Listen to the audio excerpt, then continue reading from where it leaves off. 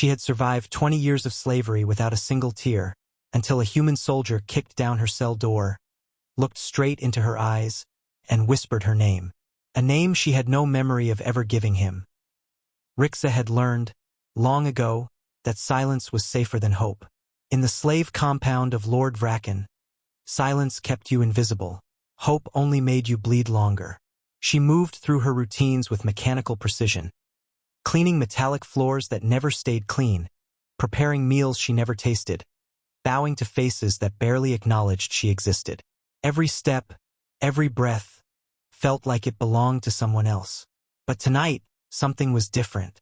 For the first time in years, her hands trembled. The Tri-Eclipse auction was approaching, an event where the galaxy's wealthiest gathered to flaunt their power and purchase rare assets. Rixa had heard the whispers. Vraken didn't intend to sell her for pleasure or labor this time. He planned to trade her for a relic older than the Empire itself, a device rumored to rewrite memories with terrifying precision. A device she secretly feared had already touched her mind.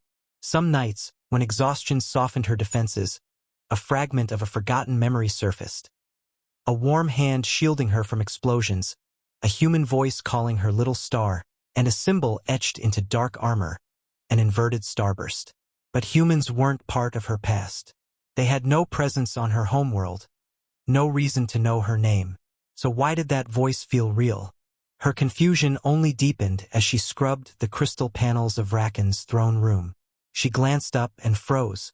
A hollow projection flickered above the dais.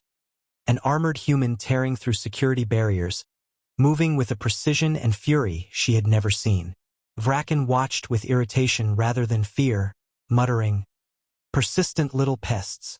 They'll die like the rest." His claws tapped the glass, dismissing the threat. But Rixa's pulse hammered. She recognized the symbol glowing on the invader's shoulder. The same one from her buried memory. That was impossible. As the slavers ordered her back to the servants' wing, she kept her gaze lowered, her expression empty. But inside, her thoughts churned with a fear she couldn't name. If that human existed, then her memory wasn't a hallucination. It was real. And if it was real, then everything Vraken taught her, everything she believed about her past, could be a lie. For the first time in 2 decades, Rixa didn't feel numb. She felt awake. And being awake in Vraken's fortress was the most dangerous thing she could be. The Tri-Eclipse auction always brought out the galaxy's strangest personalities, but this year's guests looked especially unhinged. Rixa moved quietly between the crowds, carrying trays of luminous drinks while pretending not to notice the arguments, bragging, and general stupidity of beings who were rich enough to buy planets but not smart enough to hold a conversation with themselves. One two-headed merchant was loudly debating which one of them should place a bid. "You placed the last bid." "I did not." "That was you." "Do I look reckless enough to bid 12 million credits on a singing worm?" "Yes." If she hadn't been terrified, Rixa might have laughed. The auction hall shimmered with opulence. Floating lanterns, walls of molten glass, silk banners waving despite the still air. Vraken loved theatrics, and tonight was his grand performance. Rixa stood near the stage, chained to a decorative pillar like a living centerpiece. Her stomach twisted, but she forced her face to remain blank. Then the doors opened. At first, the new arrivals looked like ordinary merchants. Their cloaks hid their armor, and their expressions were carefully neutral. But their posture, straight-backed, alert, betrayed them. Rixa noticed things others didn't. The synchronized movements, the hidden weapons, the way they scanned the room in perfect unison. These weren't merchants. These were soldiers. A tall man at the front lowered his hood, revealing a sharp jawline, storm-gray eyes, and a subtle smirk, as if he knew something no one else did. He carried a scanner the size of a clenched fist. When he flicked it on, its display lit with an orange pulse. The device beeped once, then again, then frantically. The man frowned. "Well, that's concerning." One of his teammates whispered, "Is it malfunctioning again?" He shook his head. "No, it's pointing at someone." He turned. The scanner's light locked onto Rixa. Her breath snagged in her chest. No, that was impossible. She took a step back, chains clinking softly. The man stared at her as if he'd been searching for her his entire life. Something warm, recognition, relief, disbelief, flashed across his face. And then he spoke. "Rixa." His voice cracked softly. "Stars above. It's really you." She felt her world tilt sideways. That voice, she knew that voice. Before she could move, Vraken shot to his feet, fury twisting his features. "Guards! Kill them!" The hall exploded into chaos. But Rixa heard only one thing above the screams. Her name, spoken by a stranger who should not have known it. The hall erupted before Rixa could even breathe. Blaster fire streaked over the crowd as terrified elites scrambled for the exits, trampling each other in their jeweled shoes. Vraken's guards surged forward, roaring commands no one could hear. In the middle of the chaos, the human captain, Jax, moved like a blade slicing through water. Swift, precise, completely unbothered. He reached Rixa in seconds. "Hold still," he said, already working on her chains. "I don't know you," she whispered, voice trembling. He didn't stop. "Yeah, this is a terrible time for introductions, but I promise I'm not a hallucination." A loud crash shook the stage. One of Vraken's pet war beasts, 6 legs, too many teeth, no manners, had woken and wasn't happy. The creature spotted them and bellowed. Rixa flinched, but Jax just sighed. "Oh good, it's awake." Because this night wasn't stressful enough. He snapped the final shackle free and grabbed her hand. "Move!" They ran. Rixa stumbled at first, her legs still stiff from restraint, but adrenaline burned through her like fire. The corridors ahead twisted into maze-like tunnels lined with vibrant murals and priceless artifacts. Jax dodged blaster bolts with impossible timing, guiding her behind overturned tables and crumbling pillars. But fear wasn't her biggest problem. It was the memory fragments attacking her mind like sparks on dry leaves. A hand in her hair, a familiar laugh, a promise whispered under a sky she couldn't name. Every flash made her dizzy. "Why do you know my name?" she demanded as they ducked into a maintenance shaft. Jax hesitated. "I was hoping we'd get shot at a little less before we unpack trauma. But, fine." He tapped his wrist console, sealing the passage behind them. 20 years ago, before Vraken took you, you weren't a slave," he said quietly. "You were part of a diplomatic protection program between humans and Zerithians. I was assigned to guard you." Rixa blinked hard. "That's impossible." "I wish it was. Vraken stole a memory alteration device from us. He used it on dozens of people." Jax met her eyes. "But your mind resisted more than anyone's. That's why he kept you." The world tilted. Her past was not lost. It was stolen. A sudden rumble shook the shaft. Vraken's voice echoed through the speakers, mocking. "Run, little star. I'll rewrite you again soon." Jax's jaw tightened. "Not this time." He grabbed her hand again, this time gently. "Come on. We're getting out of here. And we're taking your life back." Rixa woke to the scent of something unfamiliar. Sterile air mixed with metal and faint citrus. A ceiling of soft white lights came into focus. She wasn't in a cell, or a cage, or even Vraken's fortress. She lay on a narrow medical bed, wrapped in a blanket that was far too warm and far too soft to belong to any place she'd ever known. For a moment, she panicked. Places like this didn't exist for people like her. Then a voice drifted from the corner. "You're safe. Mostly.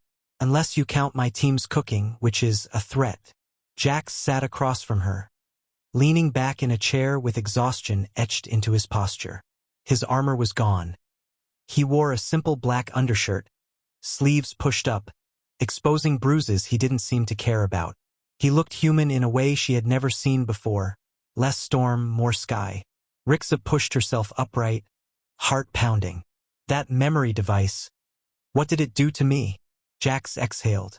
"Too much," then corrected himself. "And not enough to break you." He slid a small tablet toward her. "Your neural scans. There are patterns in your mind that shouldn't exist. It means your memories weren't deleted, just buried. You fought the device every time Vraken tried to rewrite you." She stared at the glowing lines, unable to breathe. She had fought back, even when she didn't know she was fighting. That means, Jax continued gently, you were never weak. You were surviving in the only way you could. Something inside her chest cracked open. Not pain this time, but recognition. Someone finally understood what she'd been too ashamed to admit even to herself. Still, confusion lingered. But why did you know me? Why my name? Jax rubbed the back of his neck, suddenly awkward. Because I was the idiot who thought I could protect you when you were a kid. You followed me everywhere. It annoyed the life out of my squad. He cracked a tired smile. You tried to imitate my combat stance. You tripped a lot. A tiny, incredulous laugh escaped her. She didn't remember those moments, but her soul seemed to. Before she could speak again, alarms blared across the ship. A medic burst in. Captain, Vracken's fleet is on intercept course. They're demanding we surrender Rixa. Jax stood instantly, all softness replaced by hard resolve. They're not getting her, he said. Not again. He turned to Rixa, offering his hand, not as a rescuer, but as someone asking her to choose. You ready to finish this? Her answer came without hesitation. Yes. The briefing room hummed with tension as the fleet alert echoed through the ship. Rixa stood among armored soldiers preparing for battle. People who moved with confidence, purpose, and a sense of belonging she had never known. Yet none of them looked at her with pity. No one saw her as fragile or broken. They treated her as part of the team, even though she wasn't sure she had ever belonged anywhere. Jax tightened the straps on his vest and glanced her way. Vracken won't stop unless we do. But we're not forcing you into this. You've had enough stolen from you already. For the first time, she saw her reflection in the polished metal wall. Tired eyes, messy hair, trembling hands. But something new glimmered beneath it all. Not fear. Not despair. Something steadier. I'm not running anymore, she said. If he wants what's in my mind, he can face me for it. A ripple of approval passed through the squad. Someone muttered, She's braver than half of us.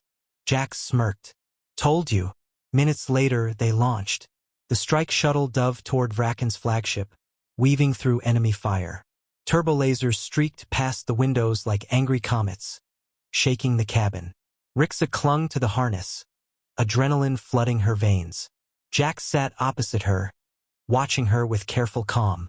You don't have to be fearless, he said quietly. Just honest. She swallowed. I'm terrified. Good. Means you're still human or Zerithian. Close enough. A faint smile tugged at her lips despite everything.